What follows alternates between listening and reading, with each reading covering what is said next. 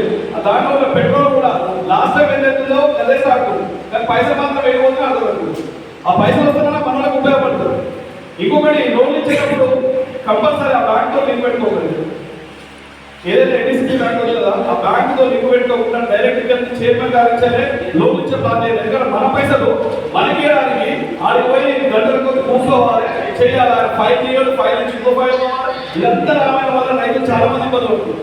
ఎందుకంటే త్వరగా మాత్రం లోన్ వస్తలేదు. ఆ విషయంలో కొంచెం ప్రాబ్లం అవుతుంది. ఇది ఎక్కడైనా కొంచెము దగ్గర ఉంది కాబట్టి ఊకే ఎత్తుకోవడం అవుతుంది. అదే అడ్డగూడు ఉండడం చాలా మంది విలేజ్ లో చాలా ప్రాబ్లమ్స్ వస్తుంది. ఎందుకంటే లోన్లకు రాలేకపోతున్నారు. సో ఇది డైరెక్ట్ సంఘం నుంచి ఇవ్వడానికి మాత్రం బాగుంటుంది. ఇంకోటి అనగా మీరు ఏది భద్రత మాత్రం పోలించేది అది తప్పకుండా ఇవ్వాలన్నా. ఎందుకంటే రైతులందరూ వ్యవసాయం చేసుకున్న వాళ్ళే ఇక్కడ కమిటీ సభ్యులు ప్రతి ఒక్కరు వ్యవసాయం చేసుకుంటారు. కంపల్సరీ ఒక 2 బలుగు కొనుక్కుంటే వాళ్ళకు 1,50,000 సహకారం చేసినట్టుకోండి, తప్పకుండా వాళ్ళు ఆర్థికంగా అభివృద్ధి చెందుతారు. ఎందుకంటే ఇప్పుడు ఏదో పోయి లోన్లు పెట్టాలంటే ఆయనకి ఏదో షూరిటీ పెట్టాలి, తనఖా పెట్టాలి. ఇవన్నీ కంటే మనం దగ్గర కమిటీ సభ్యులు ఉన్నారు కాబట్టి వాళ్ళకి మీరు లోన్ ఇస్తే మాత్రం తప్పకుండా వాళ్ళకి ఉపయోగపడుతుంది. ఇంకా మంచి మంచి పనులు చేయాలని మళ్ళీ మీకు ఆదాయం కూడా పొందించడానికి కూడా మాకు ఉద్యోగంగా ధన్యవాదాలు. ఎందుకంటే ఈ విధంగా మీరు ఉండడం వల్లనే కొంచెం ఇంకా అభివృద్ధి చెందుతున్నారని ఆలోచన.